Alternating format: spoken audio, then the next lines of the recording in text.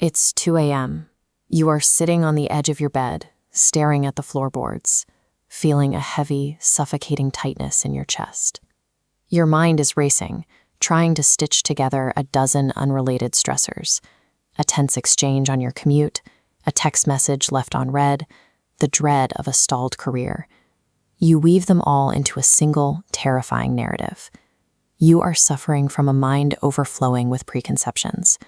You arrived at this moment of exhaustion by judging every event before it even finishes happening. We spend our days reacting to the infinite shapes that modern life takes. We treat an email, a bill, or a minor setback as a unique crisis, demanding our full emotional defense. This burnout is an illusion created by your frame of reality. To survive it, you have to look past the individual events and recognize what they are actually made of. This mental static predates our technology. It has remained the core hurdle of the human experience for millennia. Long ago, ancient sages sat in meditation to confront this exact same overwhelming complexity. They watched the mind judge, categorize, and spiral, just as yours does now. They realized they couldn't control the chaos of the world. Instead, they looked for the one constant that remains when the chaos is stripped away. The ancient philosophy of Advaita focuses on this search for a singular, unchanging reality, a way to see unity where the mind only sees division. Think of a potter.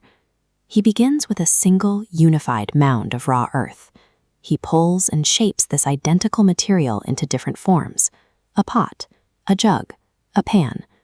We immediately give these items names. We assign them different functions. The jug is for water. The pan is for fire, treating them as if they are entirely different things. If the pot falls and shatters, we see a disaster.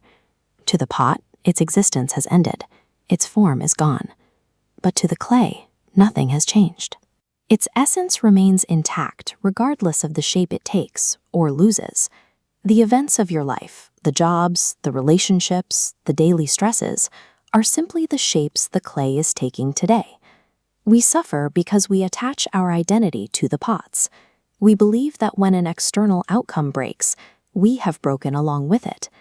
Our minds spend every waking hour mourning these temporary forms, forgetting that the material they are made of hasn't actually gone anywhere. Just as the clay survives the shattering of the pot, your underlying awareness survives the arrival and departure of every emotion and event. This witnessing presence is the only thing in your life that never changes. Recognizing this shared essence diffuses the anxiety of temporary disasters. You realize that while the shapes of your life are fragile, the clay of your being cannot be shattered.